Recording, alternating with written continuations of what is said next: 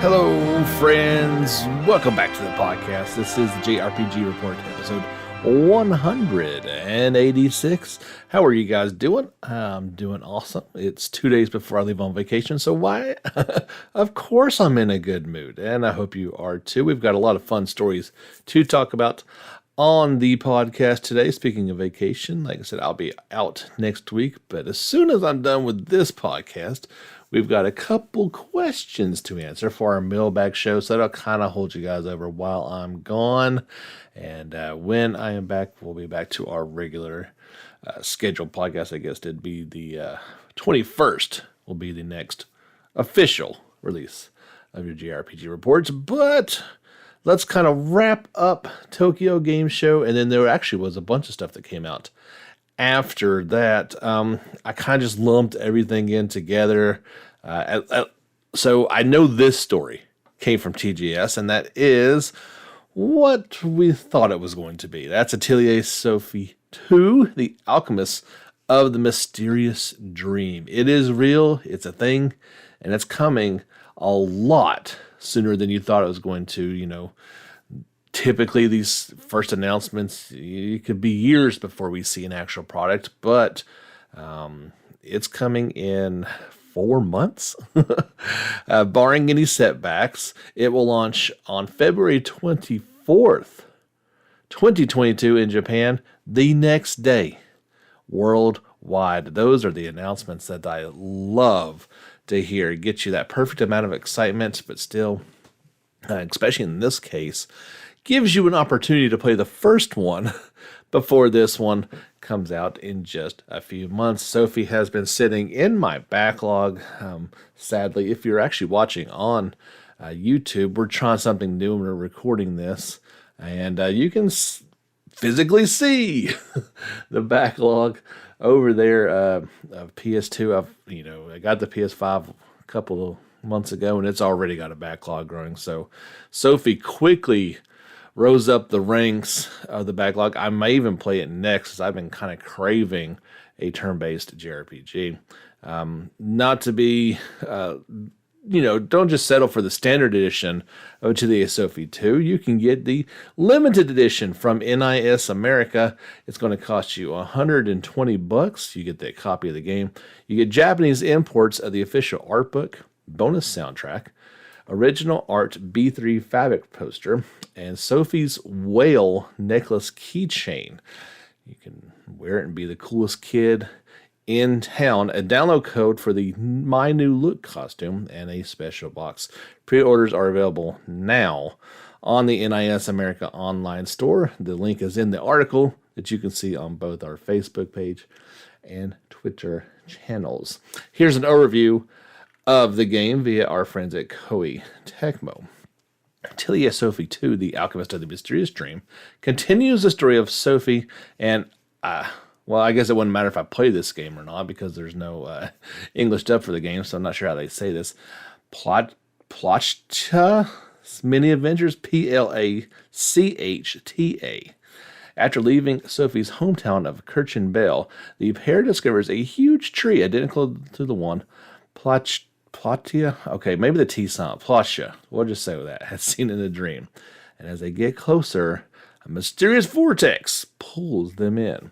Sophie awakens alone in a curious new world called Airwidge, and it's not long after that she hears about an alchemist named Platia that lives on the outskirts of town. Shockingly, when Sophie arrives at the atelier, she meets a young alchemist enthusiast named Platia, and even though the alchemist shares the same name as her friend, she doesn't recognize Sophie. What other surprises await her on this journey? As the adventure continues, Sophie meets aspiring alchemist Razamel Erdemeyer, who willingly agrees to help her in her time of need.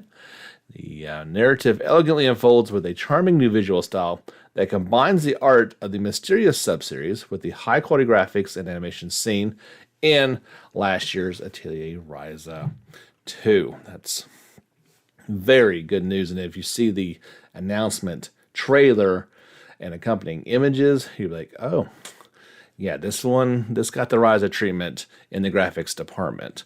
On her journey to find her missing friend, Sophie will fight the many monsters that inhabit the lands of Erde Wish. As soon as players encounter an enemy on the field, the battle begins instantly without any load times or separate screens. Well, a series first. Let's see how that works out. Allowing battles to flow seamlessly. In addition, battle parties now consist of 6 members, changing up the formula a little bit.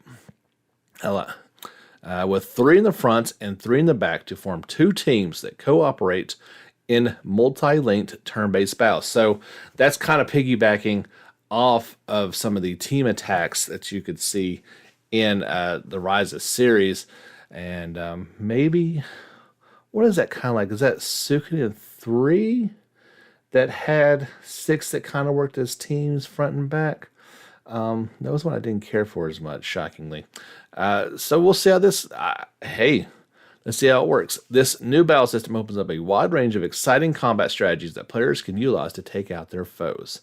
As with previous entries in the Atelier series, alchemy plays a huge role in the game. It builds upon the panel synthesis feature featured in the Mysterious subseries, where materials are placed into the panel slots to create new items. The game allows both aspiring and veteran alchemists to synthesize items in a way that is comfortable to them due to the 2 different panel types.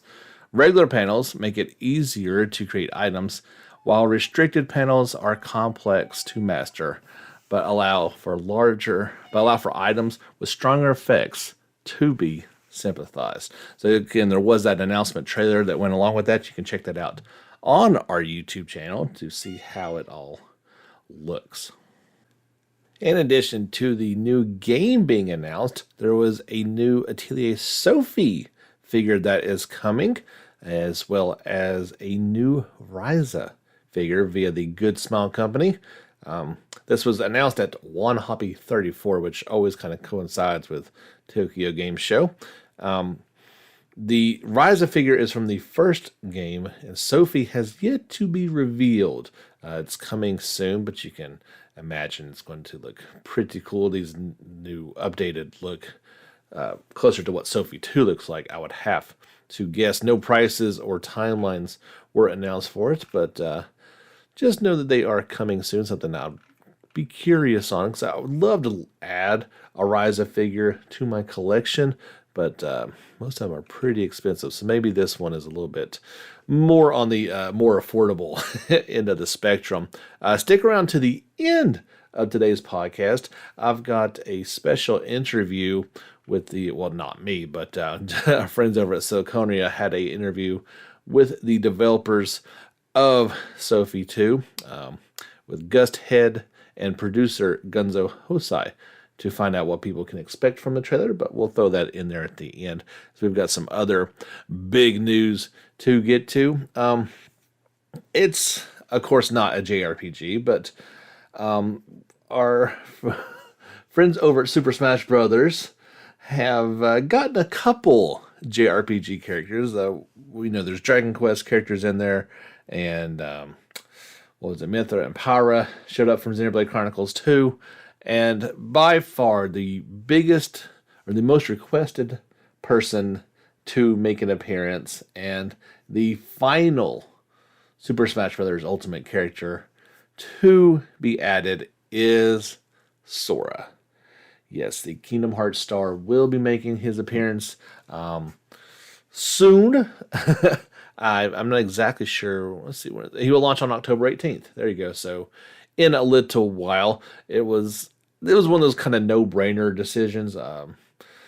Just kind of made sense. Sephiroth is already in there too. I was trying to think of some other ones that were included. So he finally made it, and which I think they were waiting to add Sora because the Switch had another announcement to make. And that was Kingdom Hearts is coming. So they kind of tied these all together. A release date was not announced for it, but Switch is going to have Kingdom Hearts 1.5 and 2.5 remix, though released. 2.8 Final Chapter and Kingdom Hearts 3 plus Remind is all which I'm not sure how that's going to work, but we'll see. Those are all coming to the Switch. Those are now currently available on PlayStation 4, Xbox One, and PC via the Epic's Game Store. A total of 10 Kingdom Hearts experiences are coming to the Switch as 3 standalone releases. You'll be able to purchase them all in one as the Kingdom Hearts Intricate Masterpiece Collection. One caveat on this, and I do not know how this is going to work. I'm guessing more details are going to come along.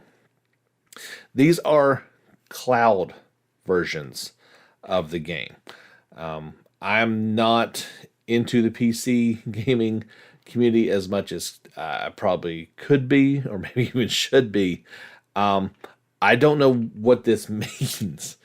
The only thing I can guesstimate by that is certainly not Kingdom Hearts 3. I would imagine the first, 8 games, not counting 3 and Remind, would work just fine on a Switch cartridge, but maybe asking Kingdom Hearts 3 was a little bit much. They're like, okay, this is all just going to come onto these cloud versions of the game. I'm assuming that means they're going to be basically like played it online via the cloud. So you'll need a good internet connection to play because they're going to be basically emulated. The Switch can't really, and like I said, I don't know. As soon as I get some more information on it, I'll pass it along to you, but that seems to be the way you're going to be able to play Kingdom Hearts on the Switch. I don't have more details. I wish I did. This was all a part of the Kingdom Hearts 20th Anniversary Collection. First launch, believe it or not, on March 28th, 2002. So coming up this March 28th, 2022, will mark the 20th anniversary. All kinds of merchandise is on the way. These cloud versions of the games coming to Switch was a part of this announcement. There was also an offline version of Kingdom Hearts Union X Cross was available for free. Kingdom Hearts Dark Road will release in one go through the ending this winter, and more 20th anniversary announcements are coming. You have to wonder that maybe when we get closer to that March 28th date, it is, okay, here's the past 20 years, and here's the future. It's been speculated. Kingdom Hearts 4, well, of course, we had that big NVIDIA leak that mentioned that sequel. So you got to reckon there's always more Kingdom Hearts coming, right? That's death, taxes, and more Kingdom Hearts. You can always be assured that those things are coming. And as I hear more things, I will pass it along to you. I feel like a logical thing, and some people are asking, like, when is PS5 Master Collection, or where you want to call it, with all 10 games coming? It's coming. You know that's coming. Kingdom Hearts in particular has never been shy about re-releasing the exact same content over and over and over for multiple multiple systems and iterations.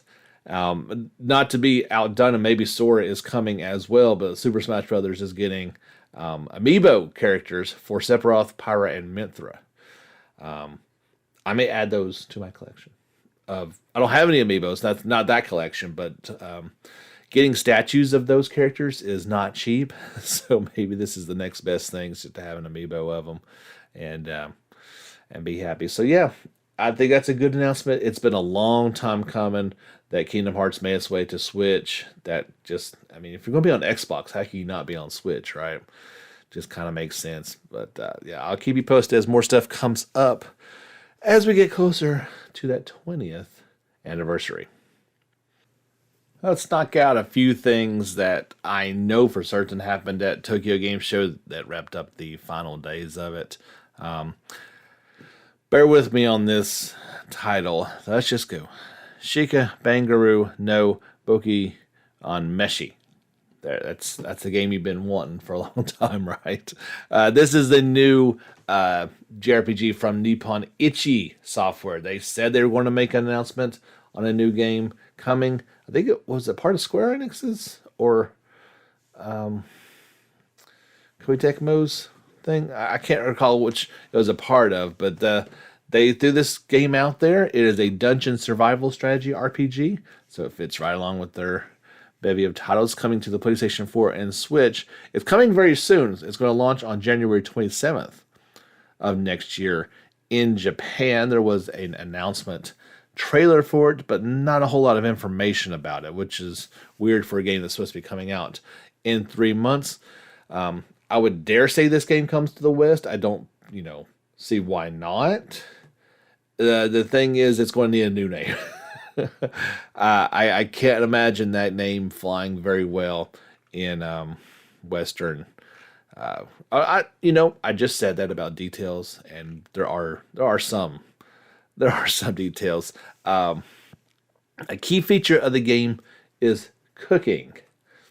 That's not necessarily what you're used to. It's a dungeon survival tactical RPG where you lead a group of adventurers who are stranded out of a dungeon by gathering food and materials. This is the same character designer who worked on the Disgaea series, as well as Labyrinth of Refrain and The Witch and the 100 Knight. You probably didn't need me to tell you that if you saw the images. Your first thought probably would have been, hey, this looks like the Disgaea character guy. And in fact, it is. Development on the team has worked for developers of Disgaea, Phantom Brave, Soul Crater, and the World Eaters, and other strategy RPGs. A group of adventurers ends up stranded in a dungeon that they heard was, quote, for beginners, end quote. When their thirst and hunger are at their peak, they come across a corpse of a giant dead monster. Once the group manages to escape, starved to death, they look for a way out.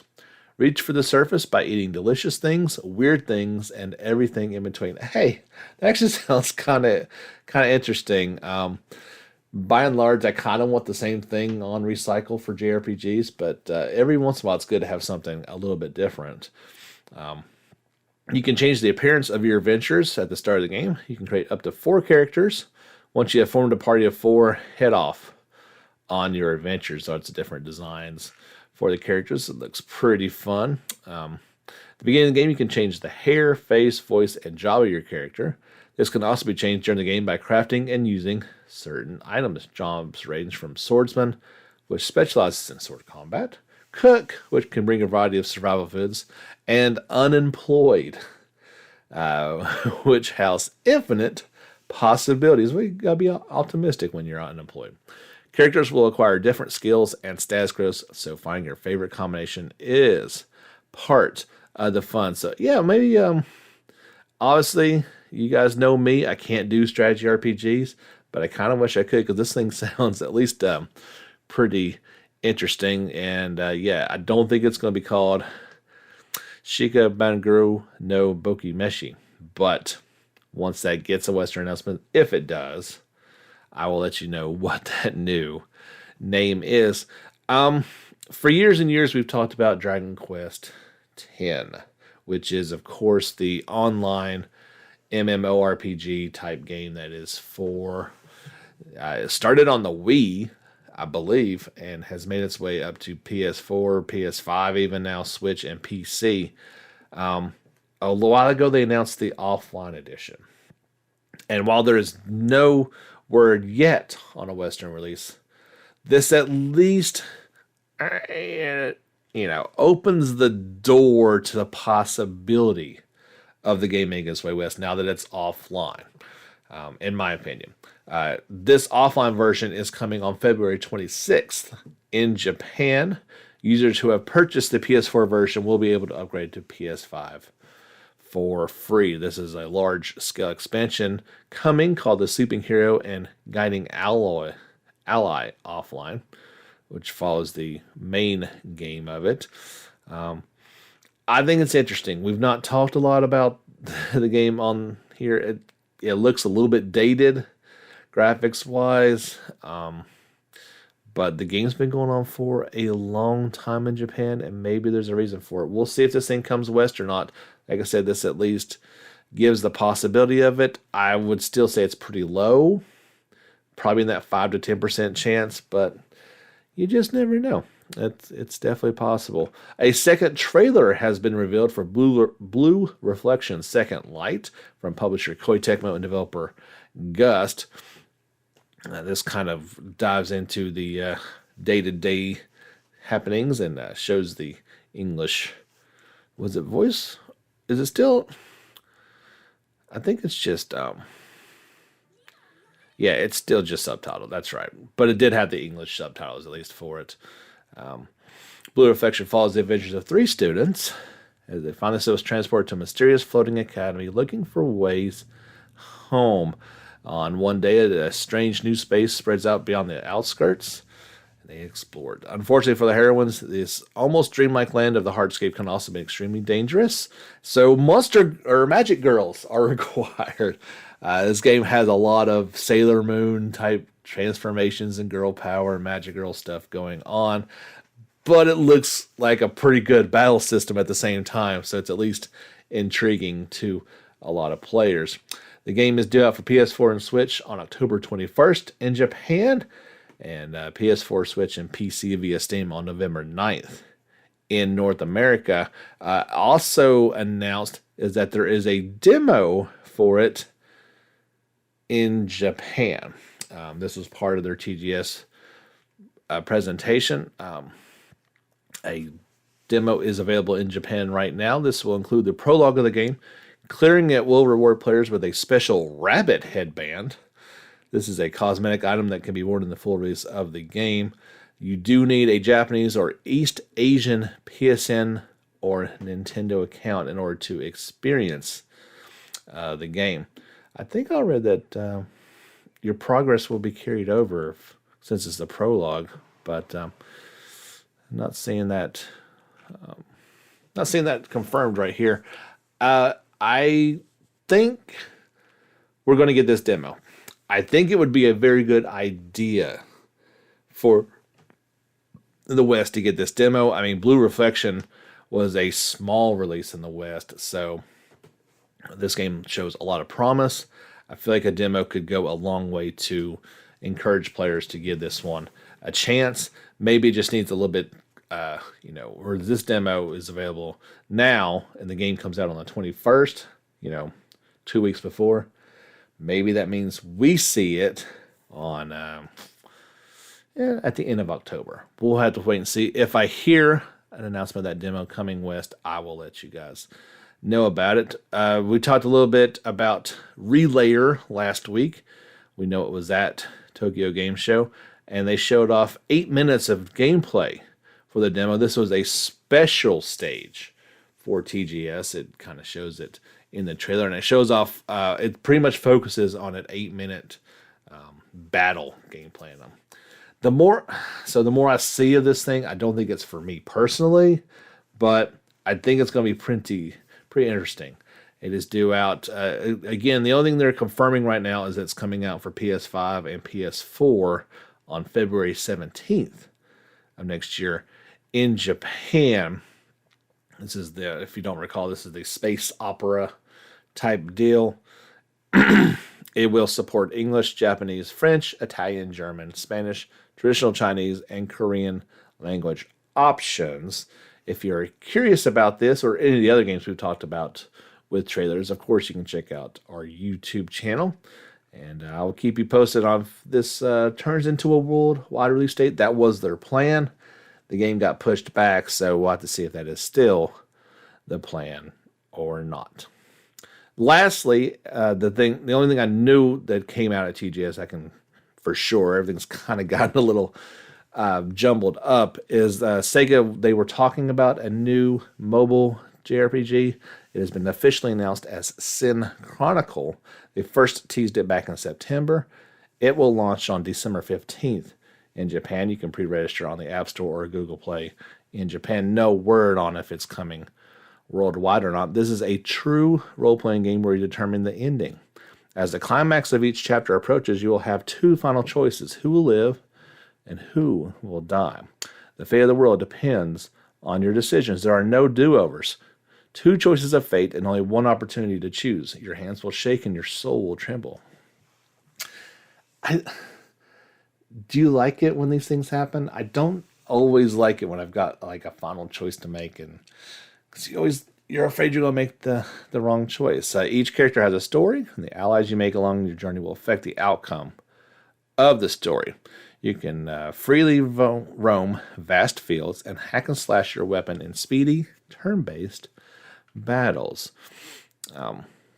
Yeah, sounds pretty good. There's a teaser trailer for it if you're curious about how it looks, as well as some gameplay elements as well. You can check out the gameplay trailer in our link via our social media channels. I'll have some more information on Sin Chronicle, hopefully, if it makes its way to the West for mobile devices. Speaking of demos, Monarch is getting a demo in Japan as well. And it's out maybe by the time you listen to this. I don't know. It will release on October 8th in Japan for PS4, PS5, and Switch. Publisher Fuvaryu and developer Historia announced. No word on a Western demo, but maybe we'll get it closer to the full release of the game. Save data from the demo can be carried over to the full game when it launches next week on October the 14th in Japan. This one's not coming out until early 2022 in North America, in Europe, alongside the worldwide release of the PC version. So maybe once they get that Western release, we'll get a demo for Monarch as well. Tales of Arise announced a paid DLC content for a Sword Art Online collaboration pack. It will launch, it's out today, October 7th. Users who purchase this pack will be able to fight Kirito and Asuna from Sword Art Online, as well as obtain Kirito's weapon and new outfits for Alphen, Shion, and Law, plus unlock an exclusive Mystic art. Yeah, more more paid DLC for Tales of Arise. There's been a lot of games with a lot of paid DLC, and Arise may take the cake. There's a lot, and it's very expensive. And so here's some more. There's a trailer that went along with this. You're seeing that now if you're watching on the YouTube version. It's pretty cool. It actually shows everybody fighting and then gaining each other's outfits. So pretty cool stuff. Of course, these are both Bandai Namco properties, so it kind of only made sense that something like this would go along with it. A bunch of stories from Square Enix. They were busy after TGS. They filed an English and Japanese trademark for, quote, Valkyrie Asylum, end quote, in Japan back in September. The trademark suggests but does not confirm a new entry in the Valkyrie Profile series is on the way.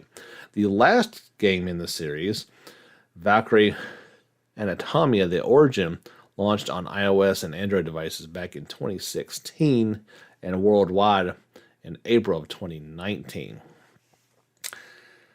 Hopefully, this is not a series that I've ever gotten into personally, but I know there's a lot of Valkyrie Profile fans out there.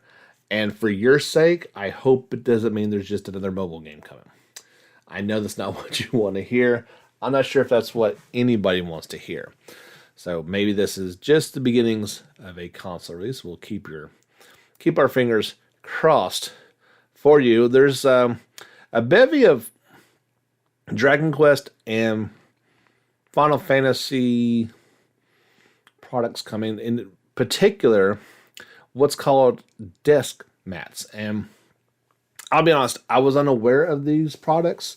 So, you've got your traditional mouse pads. Everybody's got a mouse pad.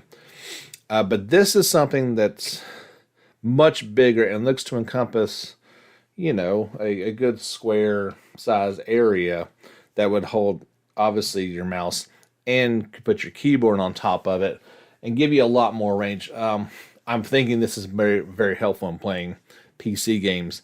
In particular, it gives you plenty of room to hold your mouse. Now, I work on my computer all day long, so I've got my my fancy wrist rest for my mouse pad, but these are pretty cool. So first, the ones that are coming out for Dragon Quest, there's 3 of them in particular, and one kind of shows like just all the monsters with Dragon Quest symbol in the middle. There's tons and tons of monsters on it.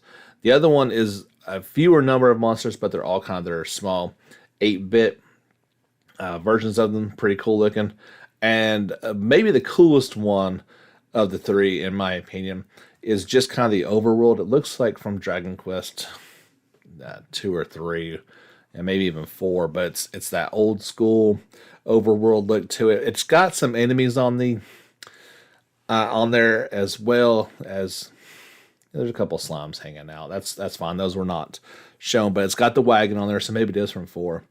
It shows a castle. It shows a ship in the water. It shows, a cave entrance and the bridge. So it's kind of got all those things put in there, along with the trees and mountains and hills. I like that. I like it a lot. And I think these are all going for $34.99. You can get those 3 on the Square Enix North America e-store. In addition, I think these are on there as well from Final Fantasy. Let's see, well, I see 9 of them on here. And various things. Let's see, where is that from? I'm not sure what game that one is from. Let's see. That's there's an overview. There's a big shot of Midgar at night. There's the one from Remake with Square and Sephiroth on it. You got a Final Fantasy VI one, which is the cover. That's pretty cool looking. I might need that. There's a Final Fantasy V. There's one from 4 with the remade kind of, I think the mobile version sprites on it. There's one from 2, from 1, and I believe that's 3 as well. So head over to the Square Enix North America online store and you can see those, or just follow the links that are in the social media profiles. It says the Final Fantasy ones are going for $30, and they will release on January 22nd. We'll see if that translates or not, but I don't know. Like, part of me thinks that's not bad. It's a good value, but if you got your keyboard on there, it's kind of going to be covering up some of the art. But these companies will slap an image on anything if they think that you will pay good money for it. So before TGS, we had talked about a pretty cool event that was going to go on with Final Fantasy series creator Hobunori Sakaguchi, as well as he was interviewing Final Fantasy 16 producer Naki Yoshida. I've not seen a translation or any video of that event, so maybe they didn't get recorded. I don't know. I've not seen anything of it other than this. So it was revealed that FF16 will have an expansive skill tree system. Yoshi P noted that the decision to include skill trees was made to provide a feeling of growing a character in a way that felt unique and personal to the players. Discussing Fantasia, Sakaguchi stated that one of the best feelings was when playing an RPG was when a new skill tree was unlocked. He noted how one of the core aspects of RPGs is the ability to customize within the confines of a predefined character. To this, Yoshida revealed that FF16 would feature a skill tree that expands out, similar to Fantasia. When explaining the decision, they both agreed and stated that, quote, there are usually 2 ways to play a character. You can either put yourself into the shoes of a predefined protagonist, like in Final Fantasy XIV. You can become the hero, but even in the case where you play a predefined hero, it's better to have some sense of customization in the character's progression, as it gives wider options of play. There you go. Sakaguchi also praised Final Fantasy XIV for its ability to make players feel like they are the warriors of light, even when surrounded by other players. Not a lot to go on there. Nothing really at all, and nothing surprising, to be quite honest. I thought I read somewheres, and I can't find it, that Final Fantasy 16 was going to have multiple difficulties, including like a like story, normal, and then hard mode.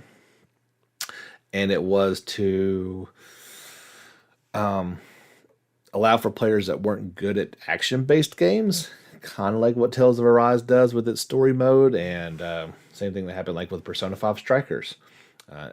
Easy mode is not unusual in games, but it does kind of lead to the idea that this is going to be maybe a lot more action-based in some of our Final Fantasies that we would probably more like to see. Moving on from Square Enix, people can now check out the Neptunia X Senran Kugura Ninja Wars opening movie. It's on our YouTube channel if you would like to check out. This is the translated version of the video, so all the cast members and details are translated. It's got all the major and minor characters in it. You can check out, it's got the theme song, Ote Odo Otome wa Tashiyashi by Akasi. She's sung the themes for many different anime series and games before. Like I said, if you want to check that out, you can on our YouTube channel. The game is due out on PS4 on October 26th in North America and October 29th in Europe. A new trailer was also revealed, a new gameplay trailer for That Time I Got Reincarnated as a Slime. That's like a Memories. You can check that out on our YouTube channel. The game has got pre-registration open for it, but has not come out quite yet. It's supposed to come out sometime in 2021, though, so you shouldn't have too much longer to wait on that one. The 3-minute trailer, led by Rimuru and Feldora, shows English gameplay. It includes a peek at the turn-based combat system and a more detailed look at how players will help Tempest grow and thrive as they progress through the story.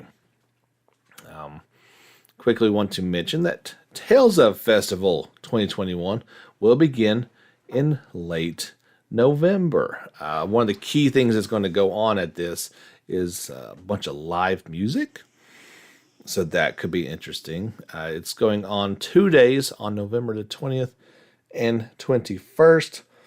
As we have Tales of Arise now, I do not anticipate any new Tales information. I think we'll get more clarification, perhaps even a release date for Luminaria, if we have not got it already by then. It's kind of a sad note to pass along, but legendary Dragon Quest series composer Kyoichi Sagayama has passed away.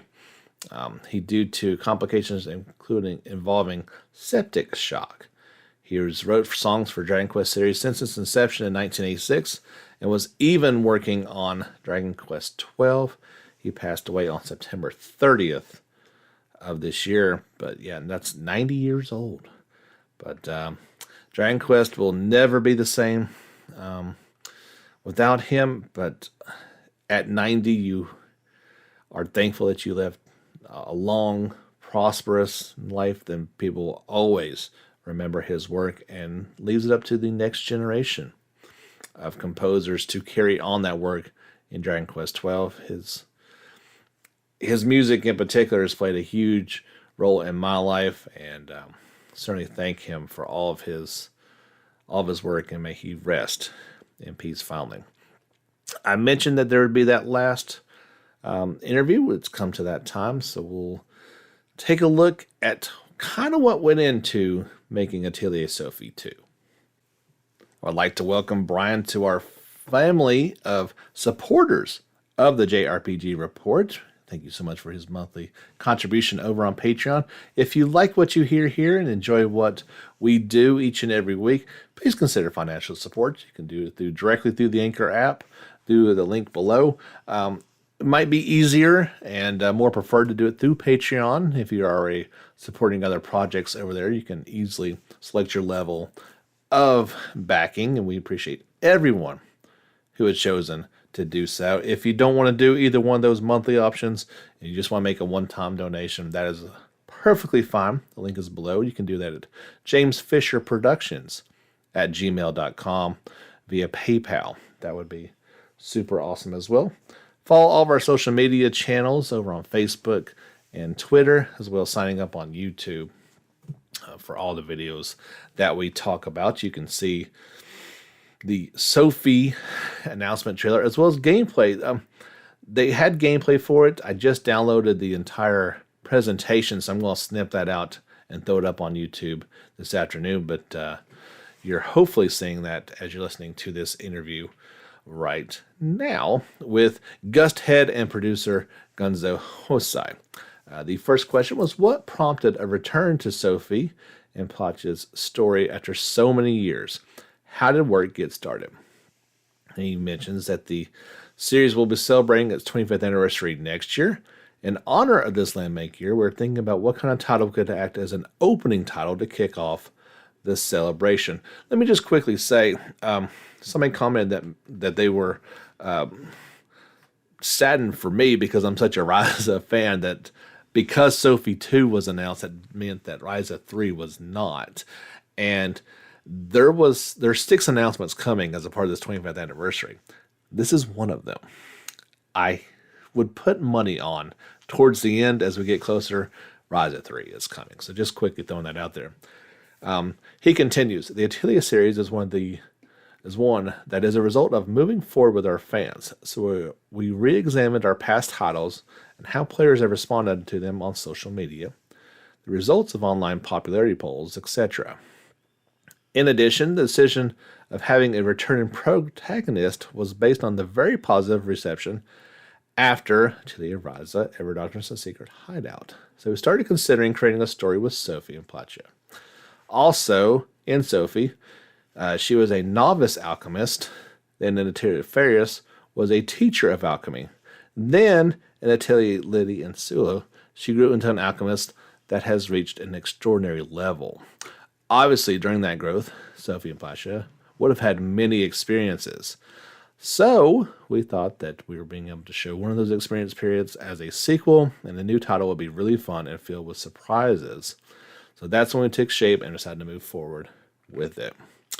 They ask, how did Ryza and its sequel shape this new installment in Sophie's story? He says, the Secret series is completely different to the story of Atelier Sophie 2. From a technical and system standpoint, there is an influence. I think that takes the form of good influence that matches this game.